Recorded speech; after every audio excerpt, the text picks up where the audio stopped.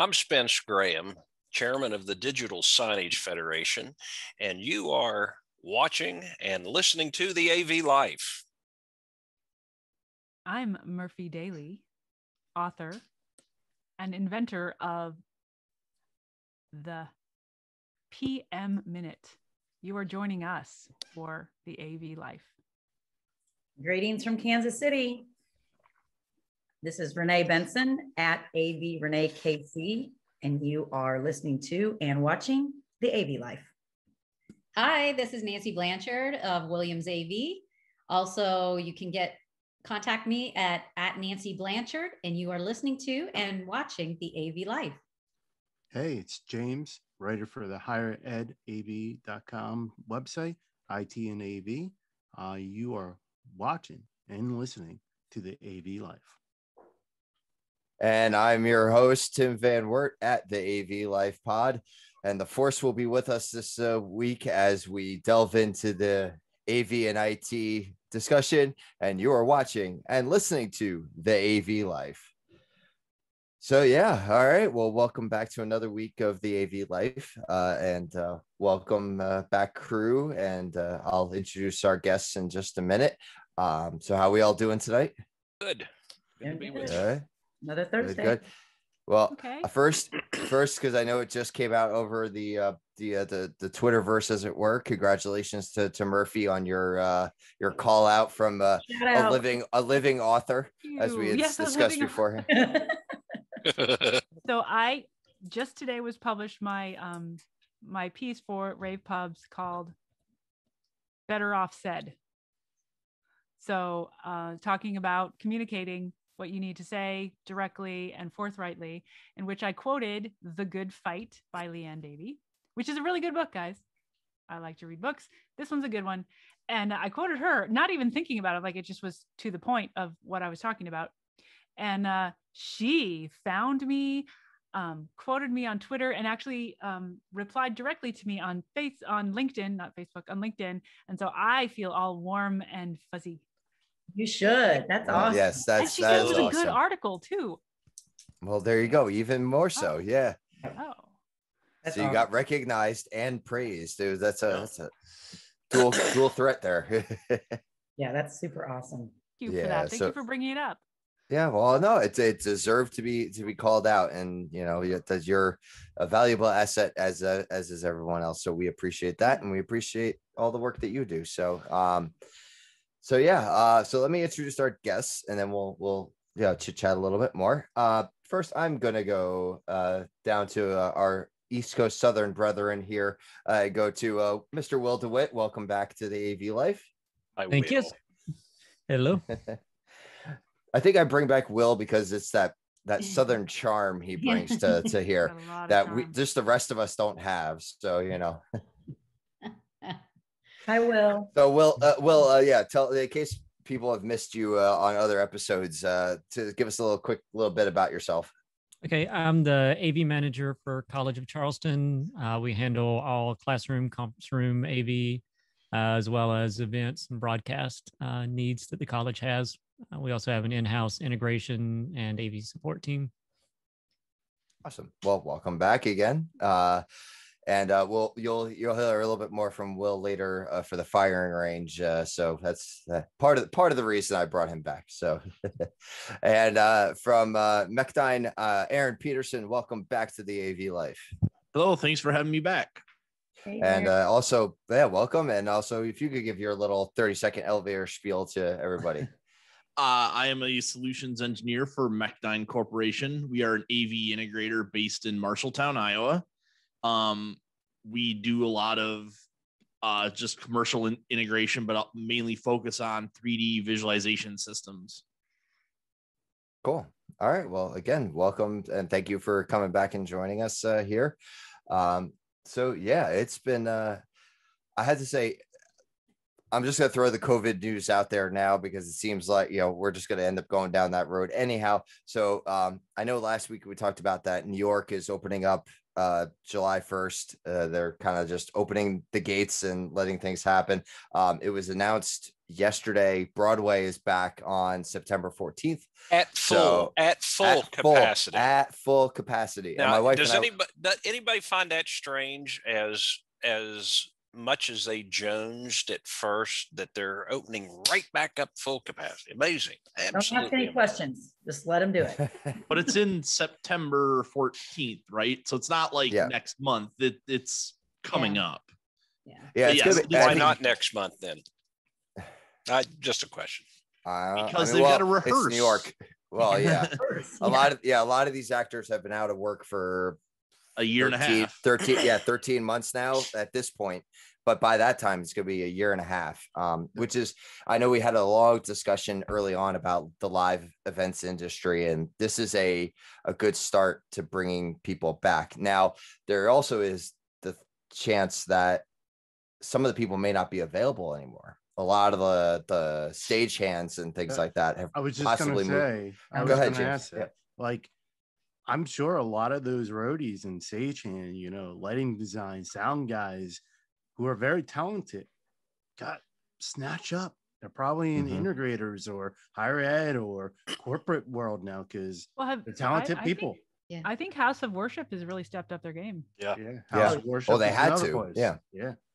So now I'm glad that Broadway's coming back, but I'm sure the actors are there, but is it so one of my favorite musicals is Les Miserables, and they've been running in the West End in London for like 25 years, whatever.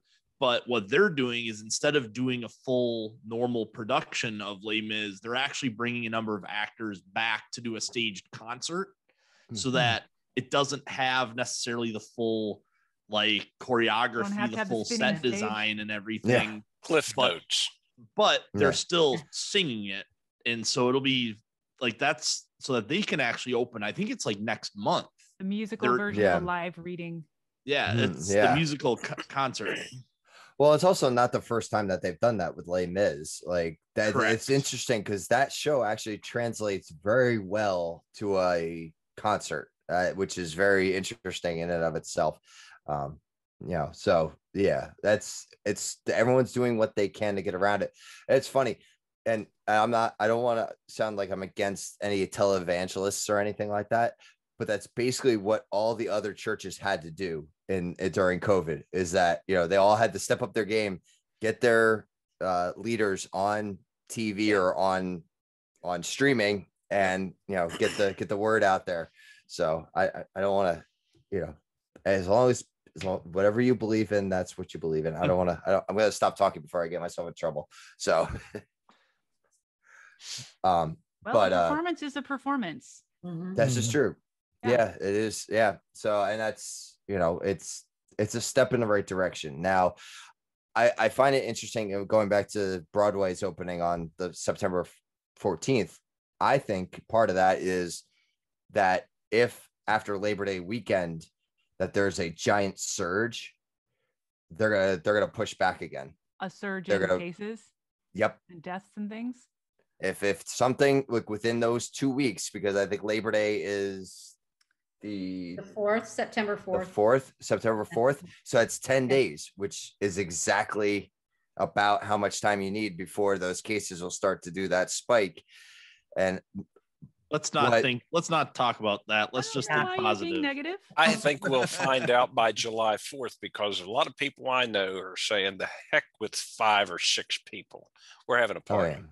Oh, I'm sure. Yeah. So, it's going to be, this summer is going to be very telling for vaccinations, for how the nation's going to respond to cases going forward. And, so we'll have to see. I'm going to a birthday party in a couple weeks, May 22nd, at a friend's. He's turning 60, and he's got our favorite local band here is going to perform in his backyard. So, he's just said, hey, if you don't feel comfortable, most of us have been vaccinated, but just to let you know, but that's going to be really my first outing.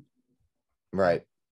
Yeah, Wow. I actually have a wedding on the 21st, so it's going to be interesting. It's going to be a small wedding, but it's another. But Yeah. again, I myself and my wife are both vaccinated, so it is going to be Well, an I interesting. get my second one May 19th, so we'll have to see because I reacted to this one.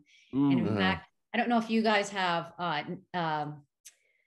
what is it called again? Next door neighbors or something like that, where it's like your neighborhood and you can Next log door. in and Next register door. next door. Yeah. Yeah. Well, It's a great funny place to enough, read drama. yesterday 4 people posted and said, "Oh, I've got this big rash on my arm, and I had the Moderna, which is what I had." So I sent pictures and told them it's known as COVID arm. Huh. Oh, So there That's are. interesting because I got the I didn't have soreness. anything. I didn't get any rash or anything like that. I had the soreness, and I had Moderna as well. So Me Oh. too. Yeah, I got I it. felt It like I wasn't got that bad. It punched was in just the arm. I but- got it for all you guys. Okay, I took Okay. one for the team. Yeah. You. I was told to drink a lot of water beforehand. Mhm. And I did that and some emergency packets, and I didn't have a single side effect other than just like someone kind of punched me in the arm, which happens with every vaccine. yeah. I can't even tell if I had side effects or not. I got the Pfizer. The first one I definitely had no side effects except for the sore arm. Not even Second- tiredness. You didn't have Nope. tiredness because my Nothing. son just texted me today. He's I did. 17 and he said, "Oh, Mom, I feel so tired." I just had need Pfizer. after the first one up. The second one, the following day around noon, I started to develop a headache. And I was tired, but again, I wasn't doing anything that day. And my headache got worse as the day went on. But never to the point where I needed to take anything or anything. And then Sunday morning, I woke up, it was completely gone. And again, I was a little tired. And then again, around noon, the headache started, but didn't get bad at all.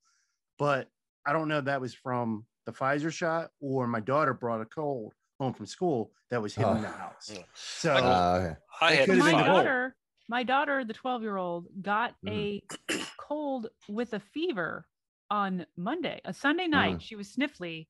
And I'm like, well, she has 2 days of school a week, Monday and Tuesday. So I'm like, she's really sniffling a lot. She woke up, she looked worn out. So I'm like, normally I'd make her go to school, but nowadays, no.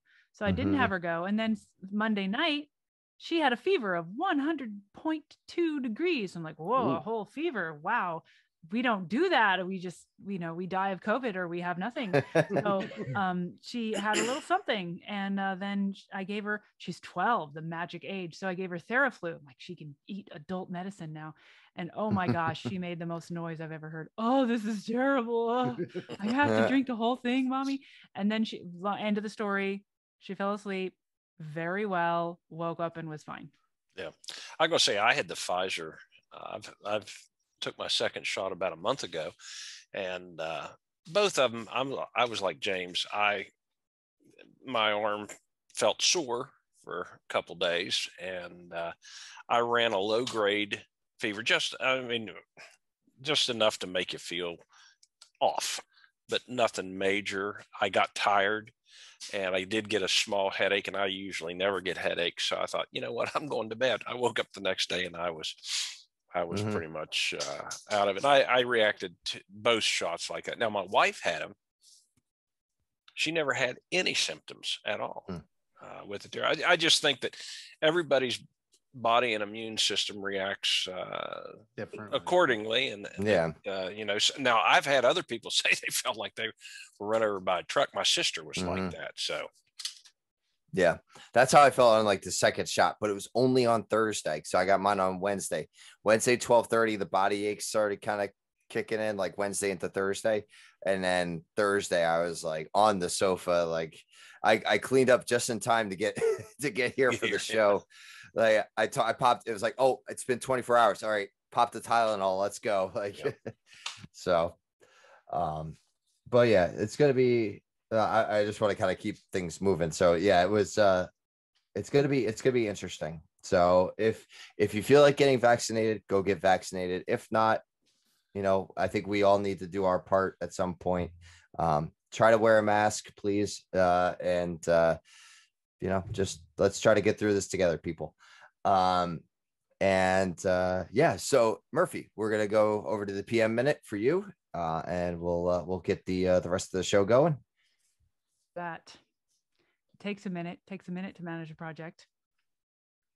I've got a personal project that I'm trying to work on. Yeah, I am drafting a book about project management. I decided, hey, I've got all these things in my head. I'm going to put them down on a piece of paper and let other people benefit from all the AV project knowledge that I have in here. And both that and my experiences today. The PM minute today is it's a team effort, and we have to trust the other people in the team to do their part. I can do my part, and I have to carry my weight. Each person on the team has to carry their part too. And as a project manager, I have to let them do it. I have to remind them sometimes and support them in their work, but they're the ones that know.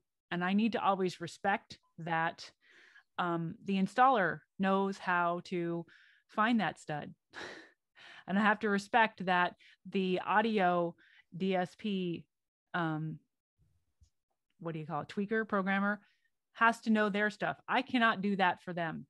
And I also shouldn't be leaning on them. I need to ask and say, okay, what do you need to do your part? What can I do to support you? But absolutely let them be the best that they are. We picked them. They're on the team. They're what we've got. Everybody has to work together. And I need to trust them that they're going to do it, and let them and respect them. Mm-hmm. Well, yeah, that's definitely, yeah. You can't know everything, it's, and I think as a good project manager, you should also understand you, as much as you can try to be everywhere, you can't be everywhere. So, yeah. I mean, it's, yeah, because you try to get everywhere and try to do everything. That's when you run yourself ragged.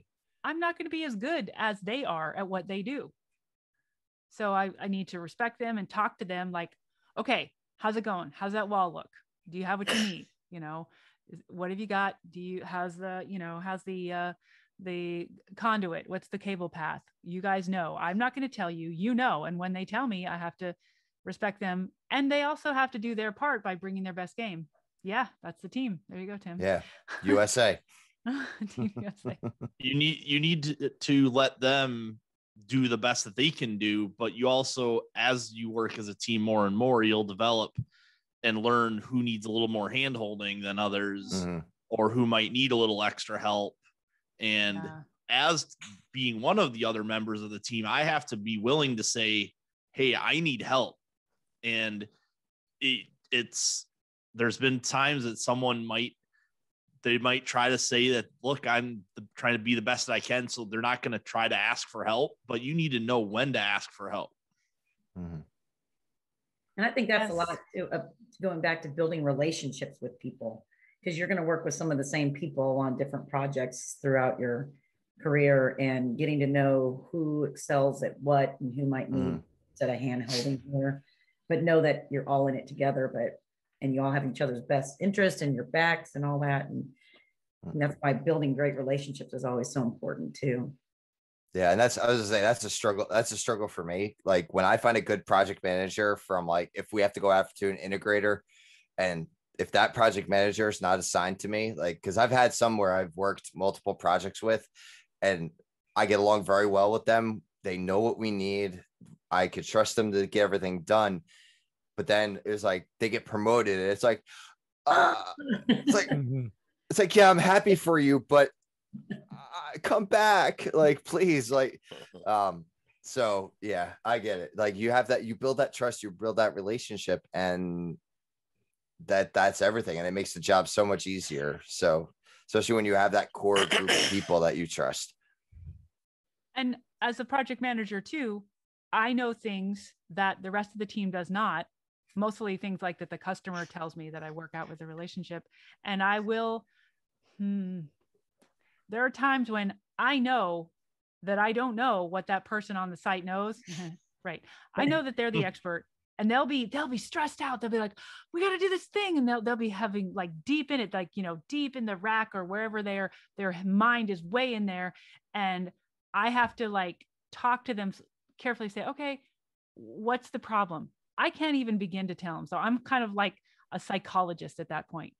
What's the problem? What did you try to do to solve it? And when I have them talk it through, they end up describing and figuring out what they needed, just because I was listening to them and letting them complete their thoughts to get to the part where they have a solution. It's like, I don't know what the solution is. I barely know what the problem is. It don't work. Well, that's not enough of an answer. But if I let them talk it through, again and again, I've had people who are stressed out and freaked, not knowing what to do, find the answer in their own head just by respecting and listening to them. It's great. It's a thing of beauty. A good team is a thing of beauty.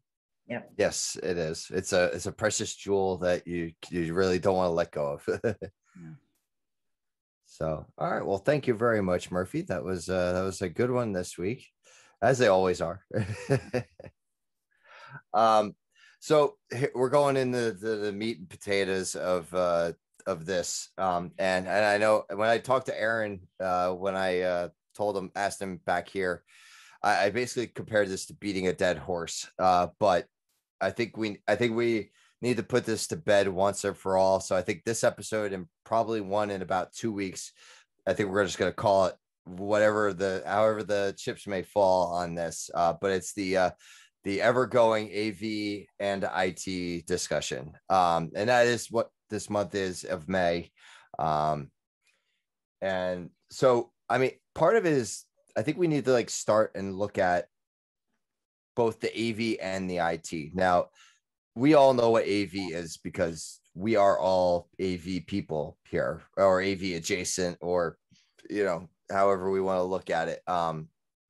But how do we define IT? Now, James, I think you had it last week, but go ahead. Let's. I think that's where we need to start. We need to define IT, and then we need to bring AV into it, or slightly converge, or whatever it may be. So I mean, the way I look at it is, we got to stop trying to put things in, like, a round peg in a square hole, or square peg in a round hole. We're trying to force everything, but going to define, like you said, we need to find what we're talking about, and then we all can be on the same page. And so to me, like, my definition might be different than Tim's or Murphy's. So once you have a clear understanding of what your definition is, then you can see where you believe AV is IT or AV isn't IT. So to me, IT is information technology. It's not infrastructure, it's information technology. And that's what you're doing with your AV equipment. You're using technology to get information across. So I want to hear more of our knowledgeable guests. Yeah, no, I wanted you to kick us off. So Just yeah. so you know, Here's James, a I question agree. for you, James. Yeah. So what we have is we have some of our technology in AV industry can work, or better to work, on a separate network versus putting it onto a corporate network. So how would you define that then? Is that sort of the similar thing? It's actually separate. Take the network out. And this is the conversation, again, I try not to do too much here. I'll let Aaron and Will really take over, but take out, like, even like I mentioned that the Twitter poll of, if you wrote a book, what would you write? And I go, AV is IT, and not just because it's on a network. Network does not make you IT. Computer, like having a desktop does not make you IT. Like, IT is information technology. Just because you're on a separate network or on no network, you're still in IT. Mm-hmm. Well, and that's the thing. If it's connected to the major network or not, like the main network or not, like if it's on its own subnet, you're still using IT hardware to manage that part of the AV infrastructure, as it were. Well, You know? and think of it this way too, especially in higher education. Just look at your sports programs. All right. You have a football game, you have a basketball game, you have a baseball game, things like that. Go to a stadium, go to the Coliseum, go to the ballpark. You've got AV that's projected up on digital signage or billboards or whatever. You've got networks that's going out to ESPN, to any of the other networks. You've got to get all that stuff done. You've got projections that you're making. You know, I really think that you know, the days of silos are kind of, you know, they're going the way of the dodo. I think that to be an AV, to say you're an AV, that's just not only projectors and screens. You're talking about networking. You're talking about pushing a signal, you know, all the way across your campuses, out to the internet. I worked a baseball game last night, moonlighting, and it was an ESPN Plus game, and it was streamed. But at the same time, we had all the stuff in the baseball stadium going on as well. So, Okay, you know. I can go way far into this. Okay, let's do it. All the way back. That's Let's what go this episode's all the way for. back. Let's do it.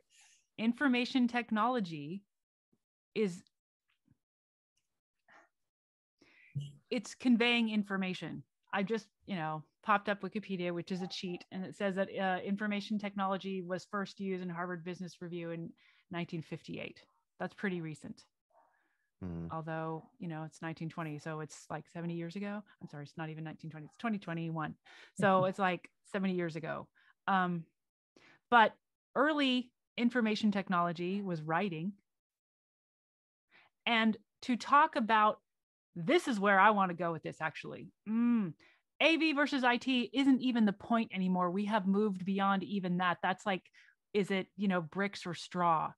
Okay. We're talking about how we communicate.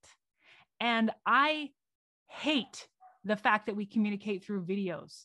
I do not like that I don't have my bullet points anymore. Give me 5 bullet points to tell me how to do something. Don't give me a 5-minute video where you say, hi, just a minute, my cat's over there. I'm going to tell you, I've done this before. I've done videos before. So I'm going to tell you about, oh yeah, Microsoft. You're like, oh, you just killed 2 minutes of my life. Take the time to write it out in bullet points. Well, you've lost your credibility. Right. You've lost your credibility. Well, I just read and I just saw a YouTube interview with a guy who's a linguist, one of my major academic crushes, John McWhorter. Oh my gosh. He's written a book about how cusses have changed. Swear words have changed over time. How fun is that? But I heard about it, not on the book, which I will read because I'm crazy about reading books, but through a video. And the way we communicate has fundamentally changed. We are not conveying information through text anymore, which is a shame. You know, I'm trying to look for a book. Well, all these books here, these are books on paper, on dead trees. No, we are communicating through video. What are we doing here? This is a podcast. And that actually has fundamentally changed the way we communicate ideas. We are using audio and video real time to record conversation, information, and training how to interact with our world. This is changing everything. Well, I'd say that I was gonna say, I agree with you, Murphy. I hate watching videos for tutorials. Give me the bullet points. Let's move on. But well, real quick on that, is it just because the videos are not straight to the point? I mean, what about all those memes about, you know, recipe sites where you have to go through 5 pages of the person's life story? That's all. But I can skim those. I can scroll real quick. Yeah, but I mean, when I hit the thing. But that's the thing is, you could do that with a video too. You can fast forward and rewound, like just like you can. Depends what the subject is. Well, and not only that, you got to get to the point. Going back to what Murphy was saying, right? My my uncle, he's gone now, but he was an old Methodist minister. And I remember him saying, there's not many souls saved after 20 minutes. Mhm. And, Well, you know, that's- I yeah. think you got to stay on message. You got to stay on point, because Mhm. we've got with all this technology and AV, we've got the attention span of a gnat now. So you can't be fooling around too long. No, let me Well- tell you, and that's why I stand by the 30-second elevator spiel. If you can't describe to me what you're doing in 30 seconds, then the time it used to take to ride an elevator with somebody in the elevator. And that used to be a 2-minute when I was 2 started minute. out in sales. I call it, I used call to it be 30 2 seconds. Yeah. minutes. Well, yeah, somewhere between Those were some 2 minutes. slow minutes. elevators 1 back Yeah. then. Yeah. So it's the high rises that you don't want to be in anymore. But So here's the thing too, in addition to changing how we communicate, so we're not just going through we're not bullet points, which I love. It saves me time. I read fast and it grabs me. I understand that. Video, I don't care as much as I've been in video for so long. But also we have lost the ability to communicate that quickly. We've lost the ability to write stuff down. It's kind of a lost art. And it's not just writing, it's lots of things. Like, Well, have you going to that too, you make a great point. If you read some of the letters, I'm a history buff, there's some of the letters that these people, I think of Dolly Madison. If you've ever read any of that, some of the letters that they beautiful. wrote to each Yeah. other, they Mhm. didn't have TV, they didn't have a telephone, they had the Pony Express, but the way have that they emojis. communicated, and they took on a short piece of paper the most florid sentences, Mhm. and now we're lucky to have people be able to string a sentence together, let alone Yeah. a novel. Communication has Yeah. completely changed. I mean, as far as, I'll have customers now that text me, Yeah. like, why couldn't you Makes just me call nuts. me and I would have answered you. And now I have to, just, which is fine, whatever is easiest. But I'm just saying, could you imagine not picking up the I find it, like, especially if there's a big back and forth email conversation, just pick up the phone and call me and we can Mhm. hash it out in Yeah. a 60-second call. Ugh. How many I've done that. relationships have been screwed up by a text? You cannot infer whether I'm being facetious, whether I'm being serious, whether I'm joking or not. Next thing you know, I'm divorced. It's dangerous to communicate sometimes. There's certain things that need to be done by verbal communication, in person talking. Video conference is one thing. This has been helping with what we've been having to deal with social distancing and whatever, things like that. But I still think there's a place for that physical interaction that needs to happen, and that's going to be a lost. That, if anything, is going to be a lost art for him. That is going to be the lost art for him. And video is one way. Video is a one-way communication, going to what you're saying. To me, to have somebody that I can interact with, ask a question. And how many times has your mind changed simply because you asked a follow-up question that, you say, oh, I didn't think of that. Yep. So are we asking the wrong question here? Instead of is AV IT, should we be asking what should it be? I mean, I think AV should be IT because, IT pays better, but But I can point out, like, today, athletics is like one of the few AV parts of our college that aren't part of my group. And whenever they have a problem with a network issue, they have to go through a whole bunch of layers of bureaucracy just to figure out who they need to talk to, just because they don't have that daily interaction with the IT guys. Whereas we had a small problem with a network switch on during graduation today. And in 10 minutes, I had the network guys on the phone and we were sorting it out. And so that's been a real nice thing that we can just walk across the hall. We don't have to go through all this. We know their names, their phone numbers. They know us. We know they've told us a lot of things that we know not to do just because they've casually mentioned, well, this is a problem. Like, oh, okay, we don't need to plug the switch into the switch. That's not going to work. No. type thing. Okay, you But- just brought it back down into the real technology again. I was up in airy fairy, but here's the thing. When I say things kind of are getting broken, so this year I've been living in the world of the cloud. I don't use Outlook anymore, which I miss the Microsoft suite. I'm using cloud everything. And I noticed this before. I was also using Teams, and the user interfaces have a way of not being consistent. Like if I go to one menu or one place, that choice of options will be different depending on what part of the program I'm in, which is to say that's really confusing. Like I left it here, but the time space continuum changed around that place, which I thought was a shelf. Like I put it here and I'll go back to get it. No, we just went through a weird dimension and it's something else. And so things are confusing. Like it's not as clear as it used to be. It's not like as rigid as it used to be. Things are like more, softer. They're not reliable. And I think what we're finding out is that as AV, and I'm going to say it, AV is converging into IT. Like we are starting to merge it because, like James said, well, yeah, Everything's network. it's already happened. I mean, because you have things like Dante Audio, which is pure networked audio. And Dante is going to probably, it sounds like it's going to be going to the video realm as well, which means that everything is going to stay digital the entire way.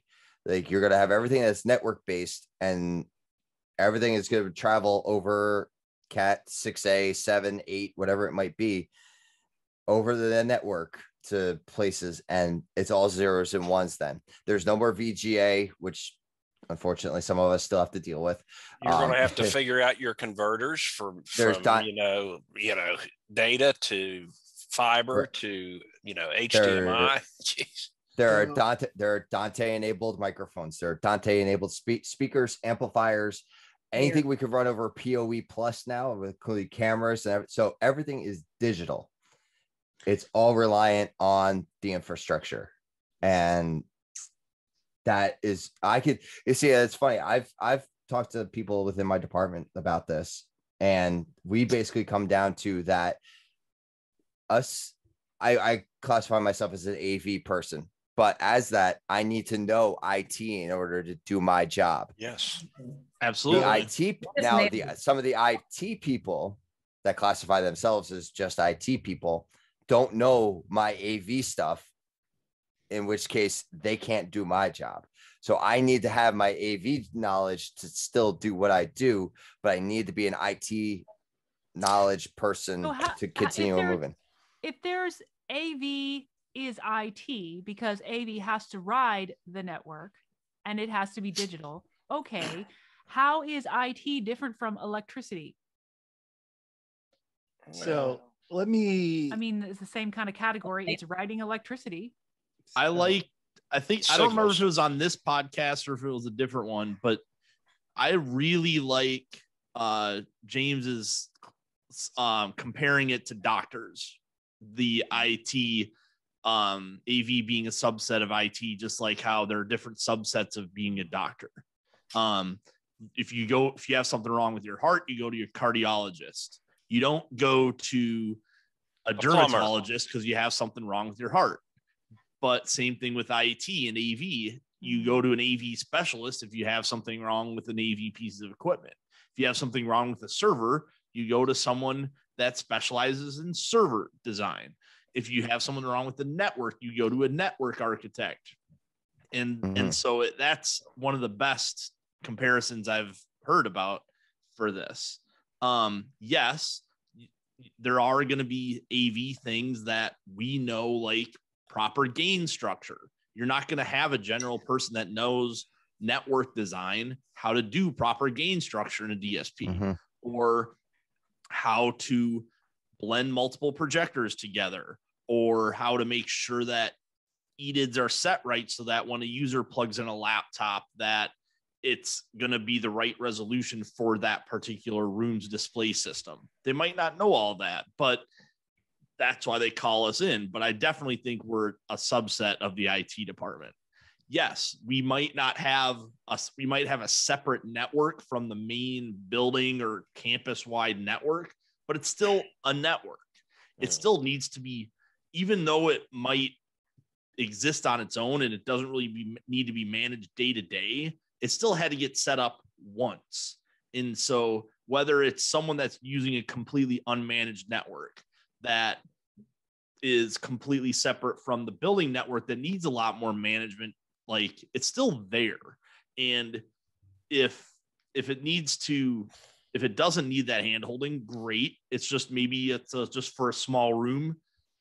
That's fine. Maybe it's just a 10-port switch, but we've done big systems that, yes, it is on a standalone network, but it's still 2 48-port network switches that are combined for all of this projector management.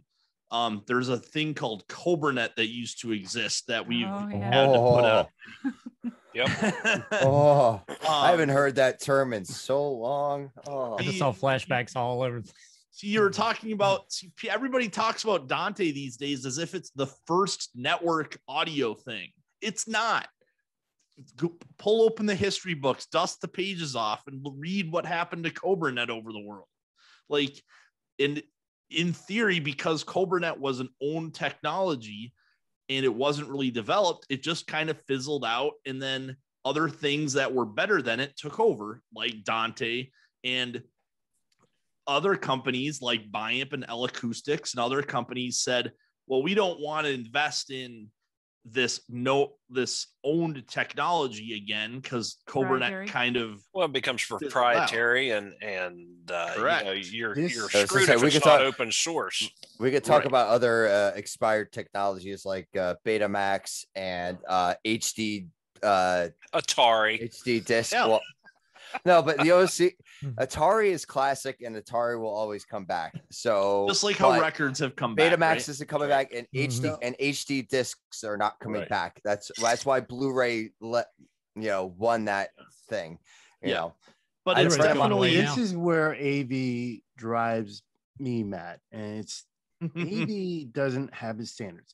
They came out and developed CobraNet. They didn't want to work with IT infrastructure with the switches correctly to route and all that stuff. They were like, hey, we're just going to do this. And then they came out with Dante. Dante is now using more IT standards, and that's why it is more popular among things. And I've actually been working on a new analogy of talk about how AV and IT are AV is under this umbrella of IT.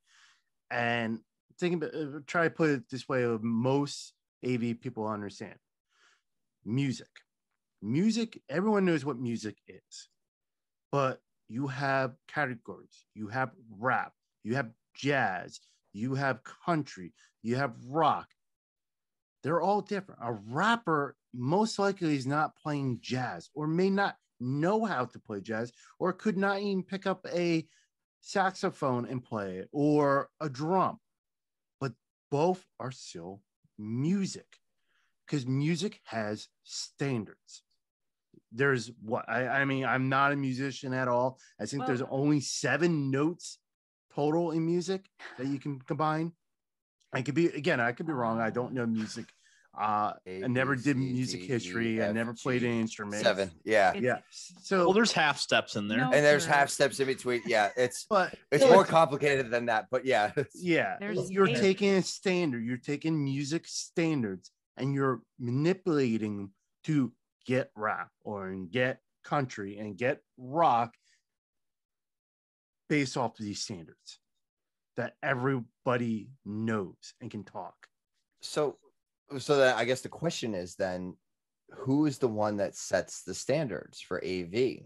Because we have Avixa, but not everyone belongs to Avixa. Okay. Like all the networking and electrical engineers and all that, they have IEEE. Like that is a standard. Like that, it's almost like a Bible for them. Like they live by that. My dad still has all the books and everything. He was an IEEE member for decades. Yeah, I know. It's funny. He breaks me. He brings me his like Cisco networking books, like from the late 80s and early 90s. And Those are nice. yeah, oh no, and It they were depends binder, what- they were 3-inch binders. They were huge. Like, but And anyway, that's sorry. why Aaron. It depends what you're trying to do. And the thing is people always talk about standards. And I think from an end user's point of view, if they're trying to want to compare apples to apples, let's say that they're trying to put something out to bid.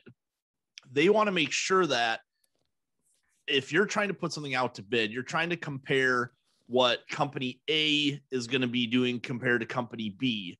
And in a perfect world, if there were perfect standards that everything is going to get installed the same way, no matter what company you do, all the people are going to interact with you the same way, no matter what happens. You're going to get the same quality. You're going to get the same programming and stuff. And as I would say, our company we charge a little bit extra, but I believe that we create a little bit more of a premium product in our processes and things that we know work better for us. And so our clients are willing to pay a little bit more for us because we are a little bit more, but I would say better quality, or our processes are a little bit better compared to Joe Schmo AV down the street. And so for that, personally, I don't know if I would want those standards, because I want to differentiate myself by being a little bit better and different than the other ones, You brought and up be a able good to point charge there, more Aaron. for it. You But the said thing the is- customers are willing to pay a little bit more. Yeah, absolutely. It's called me, value add. That's And a little. Yep. Value the added. customers who decide who makes the standards. Whatever gets sold, whatever keeps a business living is what makes standards work. So if it's not something that brings value, or if salespeople ride over it and say, no, ours is best, and they manage to convince you, like the CobraNet salespeople who are crying right now. But that's not the standards I'm talking about. Standards, that's more like the content. And you're right, Aaron. Having to paying extra for better service or better. I'm more talking about standard. Let's go back to the IT world.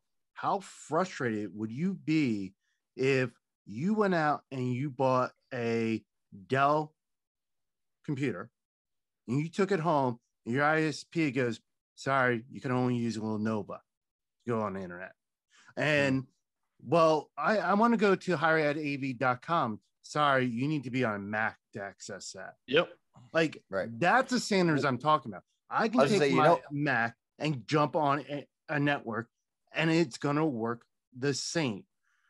There's not, unfortunately, you know who failed we at kind that? of Oh, been sorry. saying the same thing, that the customers are going to decide who they buy from. And as long as the Extrons, the Crestrons, all of these people that have various AV over IP products that work only with themselves and don't interact with anything else, as long as those keep selling, there's nothing encouraging the manufacturer to do anything different. Yeah. I remember And- when Right. Macs were Well, complete. and that's Go why ahead. Gateway died. Yes. Is we're going back to the computer world. They started customizing their cables and they started making it that you had to buy their peripherals to do any upgrades to their systems. And when they did that, they dug their own grave, and that was it. That was the end of Gateway. They did that because the they same made a way decision. with software. When you sit there and think some of the original database softwares, I mean, they wouldn't talk to each other. Yep. And if you didn't have 3 different certifications and something weird, you weren't going to get to play with it. And that's what I'm saying is building off of those standards and being able to talk and not be pigeoned into saying. And that was why I answered Chris Netto's AV and the AM question of, here's $5 million, what will you go out and do? And my answer was start a true organization that focus on AV standards. Avixa is trying to do it, but to become a standard, like Murphy and Aaron talking about, yeah, your customer drives it, but really not just your customers, us folks drive it. We all need to accept it to be a standard. Like if you have your Trons and they all go, well, Crestron's going, no, I want to use this, and Extron going, no, I want to do this, and then Harman comes in and says, no, we're doing this. You're not having a standard.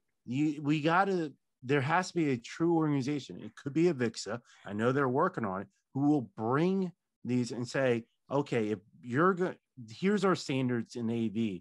You can value engineer around those standards. And this way, like a company like MacName with Aaron, who can provide a higher quality product that's built on the standard, there you go.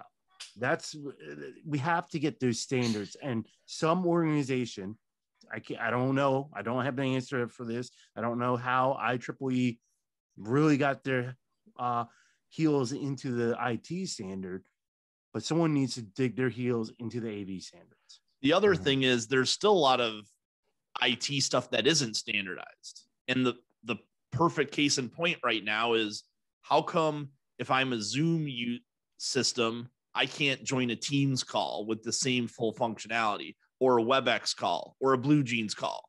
Like, that's not standardized. And that, I would say that that's even more IT than the rest of AV. I was going to say even the if you've same got thing. supposed standards, you don't necessarily always work together. Look at HD Base T, where Exactly. Yeah. somebody's got to hold the manufacturers to account to actually do what they're supposed to. And you know who's actually doing a good job of that? HDMI. A lot of people forget that HDMI is actually a licensed technology. Yep. Every time a manufacturer puts an HDMI port on their device, they actually have to pay the HDMI consortium a little fee. Yep. That's why a lot of GPUs and stuff don't have HDMI. They have a display port. Yep. Oh, yeah. You have to be careful with HDMI though, even because people will sell cables marked as the wrong thing. Yeah, absolutely. And it won't show up until you're trying to push, 4K, 8K or something down it necessarily. So you might not even know until you try and flip that on. And then you've got, tons of installed cable that now has to be all pulled out just because you wanted to switch a box on the other end. Yep. Well, Aaron, go back to Aaron's question and point. Yes, you're right. Those video softwares are not interoperable, and that's a software development end. But if you look, every single one of them can talk across the network using the same protocol. So if I'm on a Mac using Zoom and you're on a PC using Zoom, it's the same protocol talking to each other. Now, the software companies are not holding up to the standard, but software doesn't fall under the IEEE standards. So again, not all IT is falling under, but the core, the big boys, your hardware and your infrastructure falls under that IEEE umbrella. And that's the same thing. Like, I could create a software. Actually, my application developer does it all the time. We create programs for our computers. We create, dashboards that we look at and things like that. No one else could use that stuff except us because it works locally. But yeah, I think, there's no standards when it comes to coding. Like, that's aside from the language that you're talking about. So try moving honestly, CMS and LMS. This one debate that no software one to can another. stop having, this debate that no one can stop having about whether AV is IT, is really that AV needs to have standards like IT does. Oh, we got a lot. Yeah, we've talked about that too. Your own.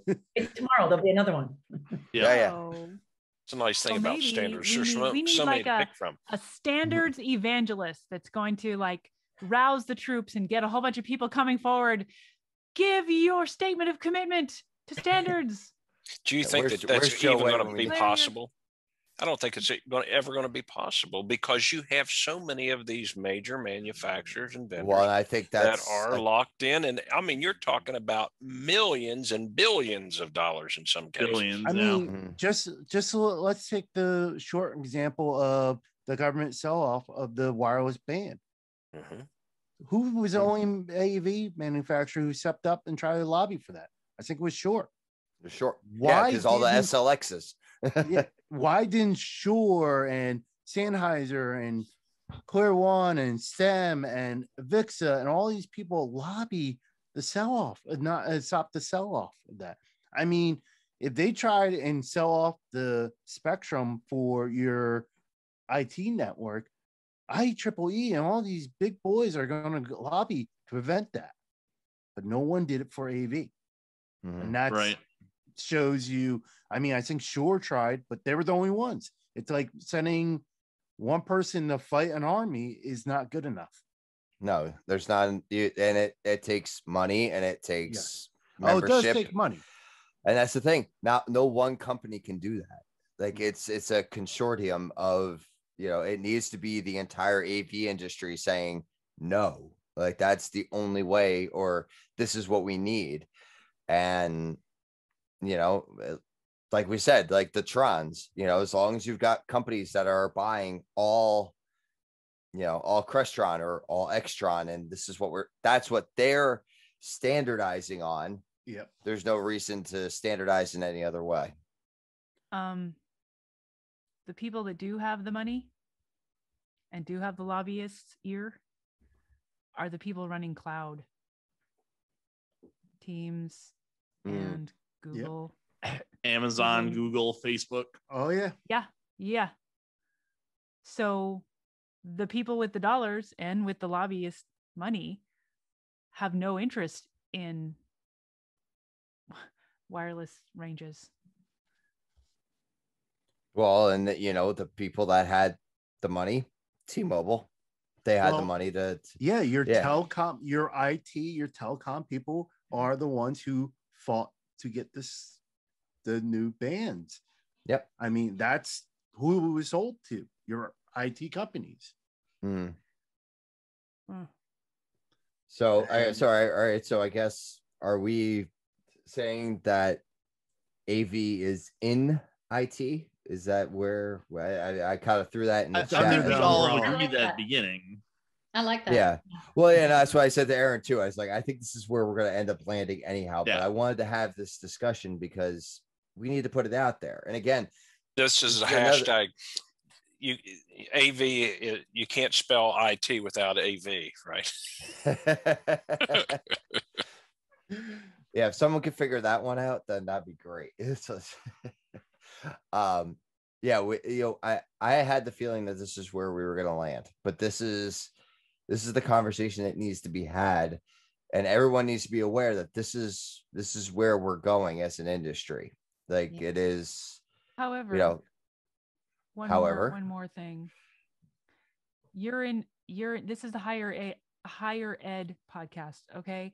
And fine. So higher ed has the money to have people like you, Tim, like you, James, like you, Will, like you used to be, Spence, inside of an education thing. Mm-hmm. And a lot of companies don't have that anymore and are not going to be investing in it either, especially with it being all cloud most of the time. So to say AV is IT does not mean that AV people get to be IT workers. No, but let me ask IT this. staff. All right. I'm not in the higher ed space the way I was full time at one point. Right. But in all this, who do you think is going to get the money? AV or IT? Oh, IT. right. So IT. what Yeah. that means IT is, let always me gets the money. finish. What that means is, Absolutely. for the people that have, for the entities, institution stuff that are going to have full-time AV specialists, AV engineers, admins, whatever, very small amount of people, which means that anytime you need an AV person, it's going to be a little company, a little like Mechdyne or somebody that's going to provide that. I predict IT will Person. send some guy down to do it. Yeah. Well, and we're seeing that because look at what Logitech's doing. So if I'm a really small company and I have literally one IT guy Yeah. and they need to outfit a conference room with a camera, speakers, microphone, they're going to go to Logitech's website and buy one of those all-in-one package Yep. kit things and install it themselves. and it'll work just fine, probably for 90% of the installations out there. And for people that is just enough, because that's what he had available to him. And then, but you go to some of these multinational any Fortune 500 company, and they will probably have designated AV people in their IT team. They'll have the staff people. Yes. It definitely exists. When I was interviewing, you know, I was in between jobs and things like that. I interviewed for a job with Goldman Sachs, and they have their own video conference installation team. Yep. Like that. And I was interviewing for a project manager position, and that's what I would have been responsible for. The team that went around to the buildings to maintain, install, and all do that. So you're right. So Aaron. there are a few large companies that have those people. There are a few large companies, but there are far more tiny companies that are going to be reaching out to correct the MechDynes of the world. So this goes back to Murphy's example earlier of communication dying. So is the art of AV. And because we as society want things now, most society is good enough, is okay. Like Aaron said, you're an IT person who does not know AV. Yes, your help desk person does not know how to tune a microphone. Just like your lighting guy is not going to know how to tune a microphone, but they're both AV. So, but anyway, that help desk person, someone's calling and goes, hey, I want a webcam for my conference room. Hey, yeah, I'm going to go Logitech because it's IT. We know it. Pull it, bang it on the wall. There, you're good. They don't know any better. Now, we are losing that art. We are 100% because AV people are digging their heels in and being like, well, no, that's not the right way of doing it. I don't want to play in your sandbox. I'm going to dig my heel in. And IT is just skating around us instead of working together. And we as a society want everything now. We want things right away, almost like your bullet points, Murphy, what you're saying. I want bang, bang, bang, and I'm moving on. Our attention spans are, as what Spence says, very finite. And same thing with our AV. Like, we just want to connect and go. We don't want to sit here and be like, tune that microphone, set this gain, it's bang, and move on to the next one. How many times have we gotten because sorry, go ahead, Tim. I was gonna say, do we think it's for the group, do we think that our standards as what is acceptable AV have been lowered over the last 15 months, 16, because of 1,000%. what I can tell you right now. I can tell you right now, some of the things that I have seen, I would have never let happen in my shop. Just that simple. I mean, because you took a pride in a quality product that you were putting out there on your campuses, that you knew that you wanted the president of the university to be proud when they saw it, and you were willing to put that work in. Now it's like James was saying, they hang and bang and they're out of there. Well, how many, even with that, my least favorite email to get, and I get it all the time, is, this room sounds terrible. We've got a guy that knows audio and he thinks we should get a Blue Yeti. It's like, You guys, it's coming. The room It's is coming. it's all solid. Yeah. Wood floors, all, Yeah. It's a conference table. That's not like, there's more to it. Like, Yeah. now you got to try and know. convince everyone why they need to actually put the work and money. And even then we're still lowering the bar of what we would normally consider acceptable. So I come into a lot of spaces and one of the biggest complaints everybody's, oh, my audio sucks in this room. And some of the biggest offenders in that are people using what I call choir microphones, just like the individual condenser microphones that are designed to mic a choir with a pretty good decibel level, but they're using them to pick up individual speakers. And so what they do is they crank the gain up to like plus 48, plus 52 decibels. And they're like, we're getting a lot of room noise on this thing. Well, Those Yeah. don't even work good. Yeah. For Well, fire. and not only that, they don't know that there is a calculation involved with a choir microphone. We did that at our church 25 There's years math? ago. Oh yeah. You, yeah, and you can't have Avixa 70 has pe- that. Yeah, you can't have 70 people in a choir with 3 microphones suspended 25 feet above their head. It's not going to work. And that's the art. That is That's the art. the And art. That's the Yes. art that I think that, so because of that, people like us, I think, will always have jobs for stuff like that. Or the infamous button microphone, which some people at least put them in tables so that they're at least like 2 feet away from the person talking. I was in a classroom at one university where they had those mounted in the ceiling, like probably 12 feet in the air. And they're like, yeah, we can't pick up any of the students when they ask questions. Well, of course not, because it's the wrong application of that microphone. Well, but we can't see, but we love it that we can't see them. It's like, Right. Yeah. the other thing that I think too is, and I'm saying this because I'm not in the space the way I was before, but I love these conversations because James and Tim and Will are, I was very fortunate whenever I was hired to manage a couple different television networks there at WVU. I worked with some fantastic electronics engineers.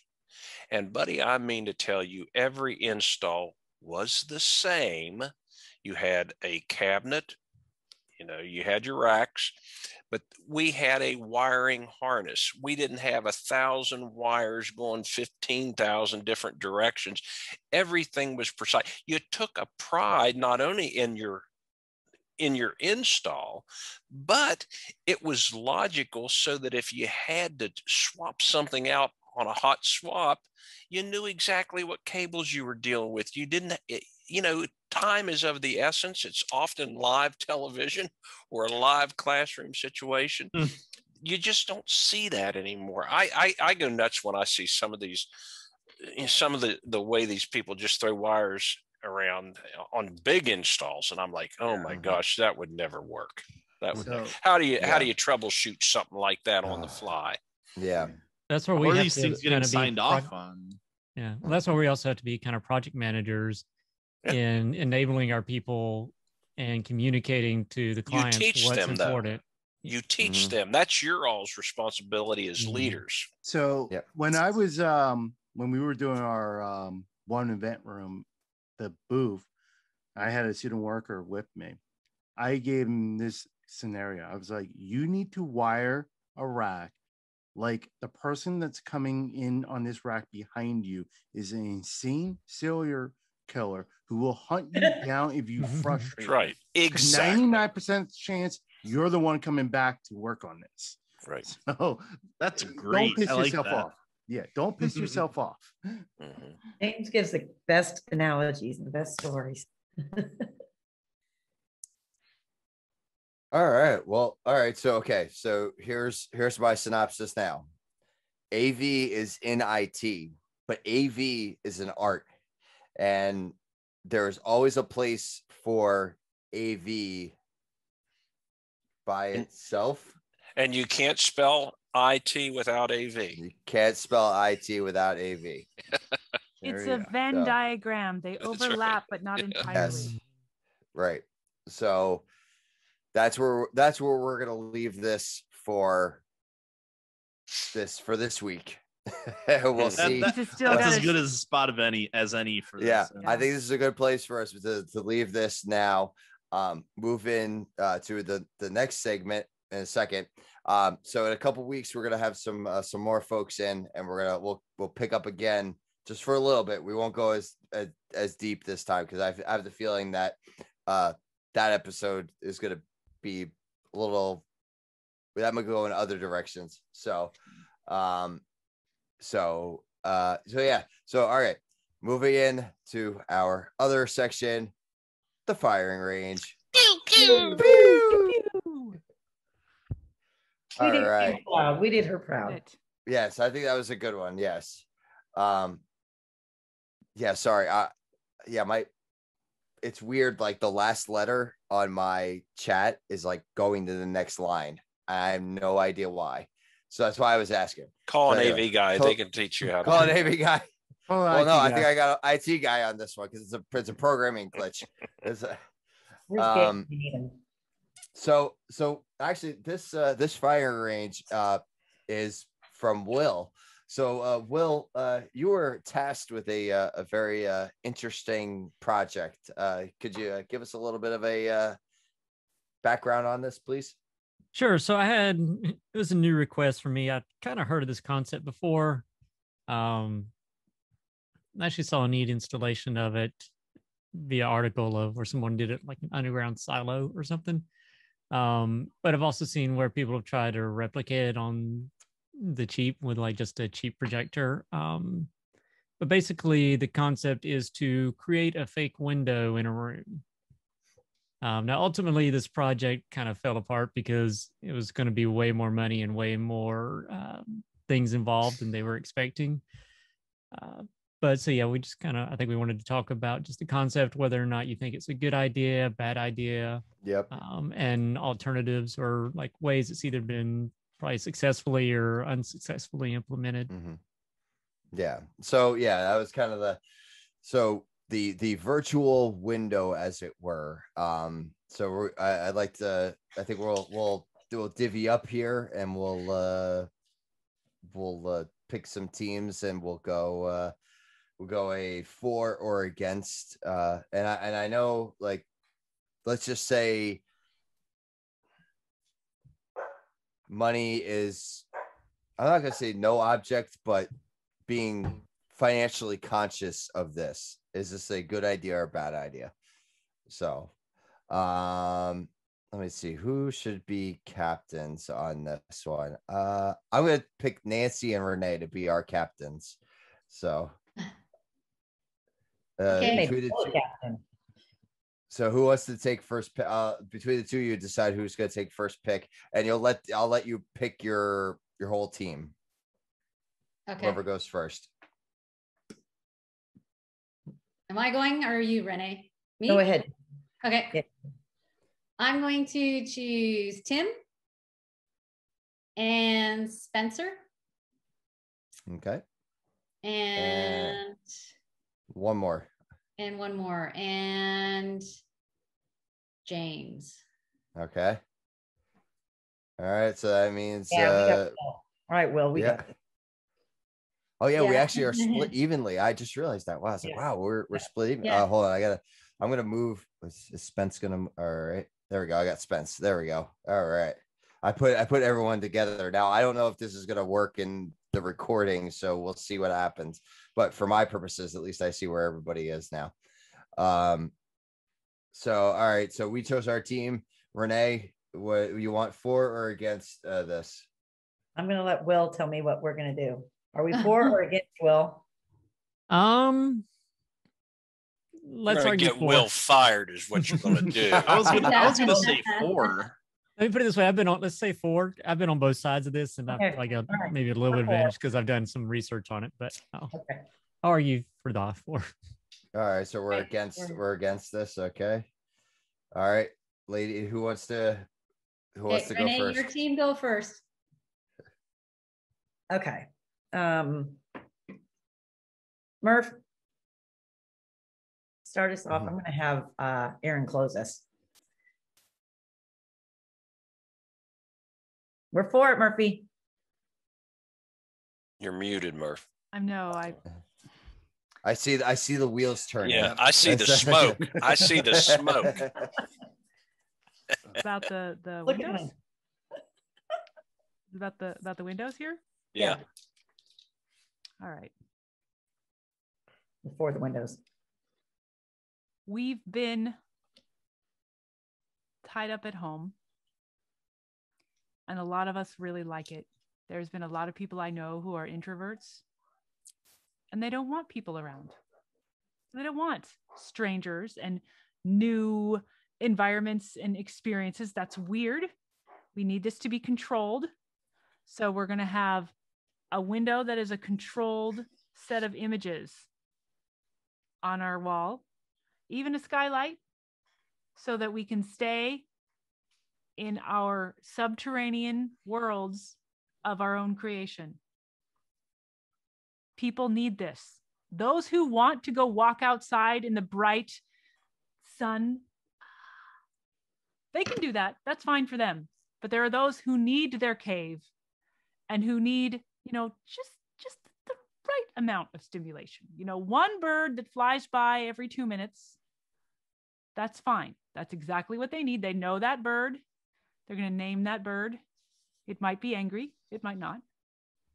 But that's what they need. And this is what the world is looking for to finish off the new things that we have learned from our COVID lockdown.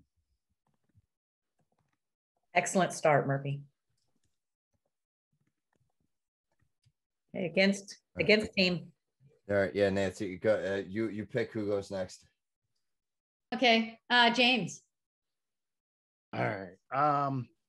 So we are still finishing up this pandemic of COVID. Vaccines are rolling out, but we still have this virus moving around. If we all stay inside, hunkered in, we are breathing in recycled air coming from these germs, these flying in. We need fresh air. Grandma needs fresh air.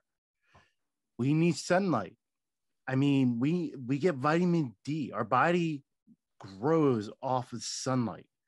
So there's two right there. Let's save grandma. Let's continue to grow. We need our fresh air. And putting us in closed rooms with fake windows is just going to continue to mess with our minds and continue to recycle germs and get rid of the fake windows, save grandma, sit by a window and read Joe Way's book. Somebody had to do it. 2 more weeks Again, of purgatory. No, we almost made it too Almost again. slipped by, but no. This week's episode is sponsored by Producing Worship by Joe Way. Joe, you owe us a lot of money right now because we did that. We want a piece of the revenue. Yeah. Okay. All right, Renee, who are you going to choose? I'll go. Okay. So we have been cooped up for over a year. We're all going kind of crazy. We're ready to get out. Let's create a little creativity, because in these windows you can probably do all sorts of I'm stuck in the Midwest. I don't have this beautiful. Now look, I can work every day and think, oh, the ocean's just right here, and bring peace to myself. And we had this on a firing range a week ago or 2 weeks ago. If somebody wants to spend the money on doing this kind of a project and they have the money to spend, throw that money out to the economy. Who gives a crap what they spend their money on? AV, IT people need jobs too. Let's keep them employed, give them some fun project to work on. And grandma loves to sit at the window. She could be right here, Oceanside. How can that make her upset? Aren't we already kind of doing this with our Zoom backgrounds and all that stuff? Come on, let's just take it to the next level. All right. All right, I'll go. All right, go ahead, Nancy. Well, let's put it this way, is that yes, we do have the Zoom backgrounds. However, that is artificial. That is simply for our meetings and things that we have scheduled.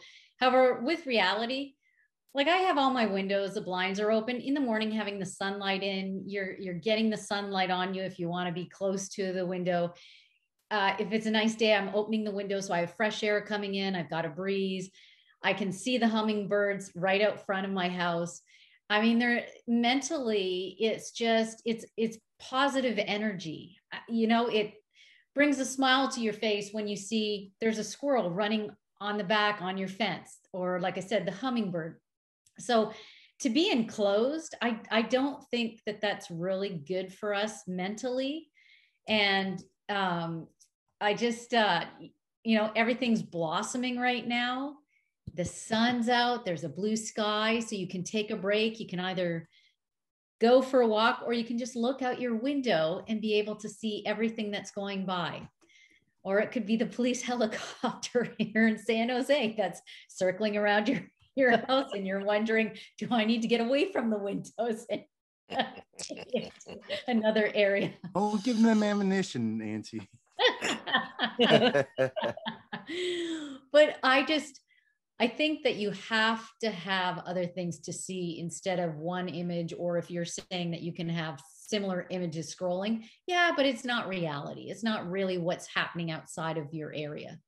So to me, I don't think it's a good idea. All right, back to your team, Renee. We will. Oh, Aaron's going to close this. Muted. Okay, so I'm going to approach this from a slightly different context, because this was part of, working in higher education. So you've got kids that are now used to viewing the world through their phones. So what better way to identify with them than to continue presenting the world to them through a digital screen? Imagine they come in and it's raining. Well, they can have a beautiful view of the sun and the shine in the downtown area, just like they would as they normally experience the world. We also have a lot of hurricanes here, and I don't know if y'all have ever been through one, but one of the things that generally happens when one comes close is you tend to be pretty well glued to your TV. And what's a TV but a virtual window to what's actually happening in the world?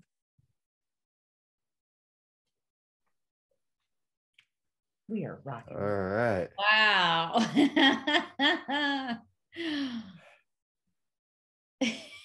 I would say I'm ready to go.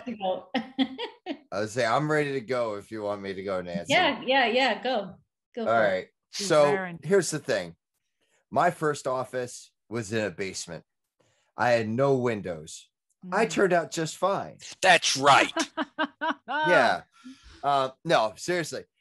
It gave me a reason to get up, get out of my office, and go outside. Like James was saying, you need the fresh air. You need the sunlight. It's the only way that, not the only way, but it's a good reason to get out of the office. So you're not down there and you're not dealing with that. And yeah, Will, you have your hurricanes. We have our hurricanes up here too. I had an earthquake when I was in that basement office. You know how fast I got out of that basement? Yeah. I got out of there real fast. And you know what's also great? You talk about the sun on a monitor. The real sun is a great thing. Now, don't go and stare at it, though. You shouldn't stare at your monitor too long either. That's bad for your eyes. It causes headaches. Blue light's bad for you. So Seizures. Yes, exactly. Seizures. And you know what? They had something like this in Back to the Future too. So if you watch, and Marty goes to his house with all the family there and his kids are there. Do you see how dysfunctional they are? You put all those monitors in a house and people are putting random things on the wall. That's going to cause dysfunction. We don't want dysfunction. We want peace. We want harmony. And you know what? We're talking about creativity before and being able to put different things on a monitor. Yeah. Okay, fine. But you know what's also creative? You have a whiteboard. Go do some drawing, get a pad and paper, go write things like Murphy was saying earlier tonight. Go and write things down, so get off your phone, write, go for a walk, go color, be like a 6-year-old. My son loves coloring. Go be creative. That's it. Back to you, Renee. I guess Aaron is your last one. Aaron, close us out.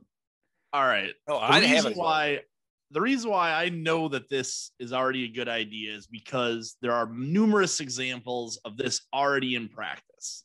And usually it's not a window, but what is the most popular thing that's on TV during the holiday season?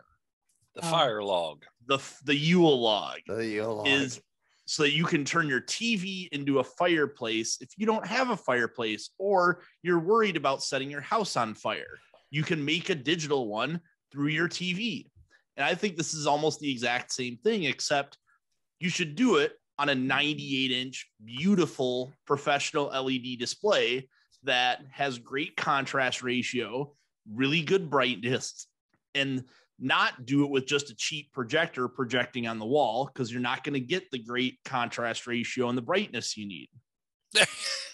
Now, the other thing, Spoken like a true integrator. now, the other thing that you need is we've done big virtual reality systems where you can place your entire body in the environment, whether it's on the beach or even like in Antarctica without feeling cold. You can simulate the entire environment of whatever outdoor environment you want, but you're still in the comfort of an air-conditioned room, just being surrounded by the hum of the fans or LCD panels and that you want. And you can actually experience this with your friends, all in the same environment. Okay, now I guess it's me. That's Yeah. all you, Spence. Yeah. Wait till you get a load of me. Take us home. Bring it. Well, first off, I think this is not necessarily a good idea. First, number one, we're talking about a college campus, really? Okay. I know I can say some things here differently because I'm not necessarily beholden to a specific university at this time, but this is a function of money. We just came through COVID. A lot of people lost their jobs in COVID. Now, would you rather spend and how many of these things are we going to put in your office? Everybody going to have one there? So let's say, okay, we've got 5-10 grand in there. How many people could you have either given a little bump to in their paycheck or saved a job for that? That's one thing. The other thing is get outside. Come on. I'm going to kind of go back to one of the first bosses I ever had. I can just imagine what he would have said. I'm not paying you to sit there and watch TV and with an air wick so it smells like a Christmas tree in here. Okay, get outside, take your break, smoke a cigarette, and get back in here and go to work. That's what he would have said there.